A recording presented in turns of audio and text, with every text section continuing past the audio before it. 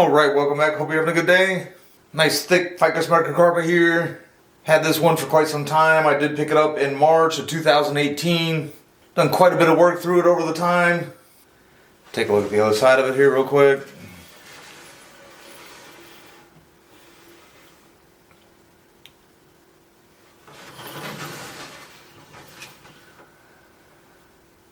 I actually have not done anything to it since December. Gave it a prune then and had intentions of kind of getting some work done on it through the summer. Just never really did. The nice thing about these is once you've kind of got your initial chops done and everything else, if you ever just have a need to leave them go, especially if they don't have any wire on them, it's not really that big of a deal. I've been looking over, trying to think of a good strategy I'm going to use to kind of get in here, and also trying to decide just how far I want to chop it back.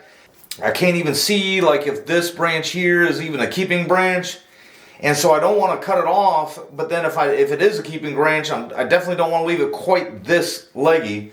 I did decide what I'm going to do is go ahead and just kind of prune it from underneath first, see if I can expose the trunk a little bit more, and then as that happens, perhaps maybe some more daylight can kind of be shed on what I've got in here.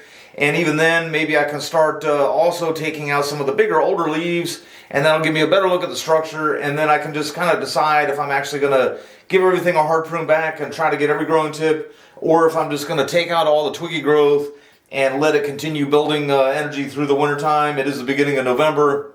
All right, and this is a two-person pot, and so not really going to be able to show me getting those. I'll just go ahead and wait until I get it back outside. Just kind of wanted to show what happens with almost any of these microcarpas that I have.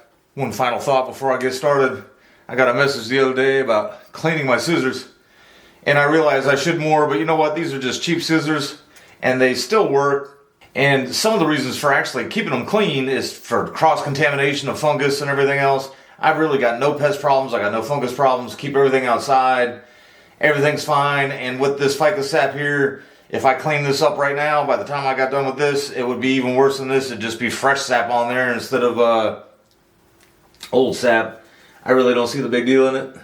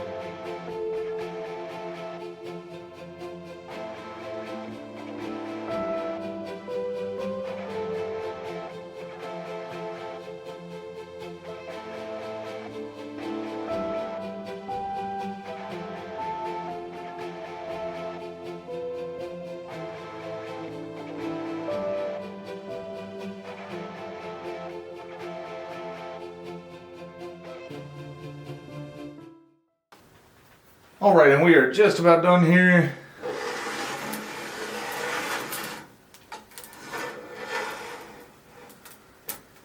There was a couple branches that I almost thought about stopping, kind of explaining why I thought about taking them off and why I did take them off. One of them was this one. There was a couple other up in here. Some of these are branches that I've just kind of let go because of the scars that they're relatively close to. I mean, there's a scar here, and that's the only branch anywhere even close to that one. And so I've been trying to keep up with that. And I'll get 3 or 4 twigs always coming off of the exact same spot at like that spot. And then this one just kind of lengthened out a little bit too much and was kind of coming down. I do plan on using this for the front one day, so I don't want to obscure the trunk look too much. I'm going to have to end up probably repotting it a little bit higher at some point and maybe even getting rid of a couple of these roots. And then just speaking of roots, like I was considering just leaving the mess here and seeing what they kind of do through the winter. But even this one here, this one looks like it came up almost like it blew around from the other side and up in the air and then started going down into the substrate. And no matter how, like if that didn't dry up over the winter, I don't see how I could ever possibly save that and make it somewhat usable in any kind of sort of way, because can't have it arching like that.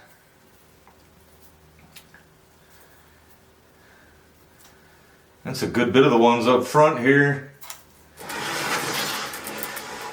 And then there is like one more branch back here.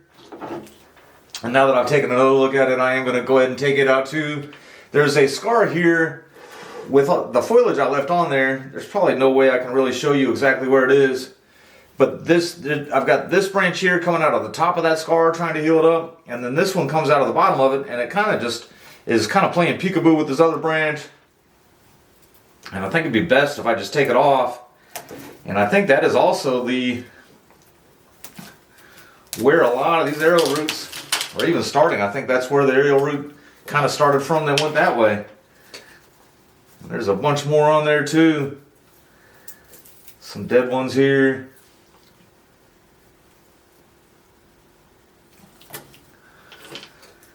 Leaving some of the smaller ones, even though they're still kind of messy because they are coming out of scars. Would help heal a scar. But now where I've taken that branch off, there is a big lump there now. Let me grab my knob cutters.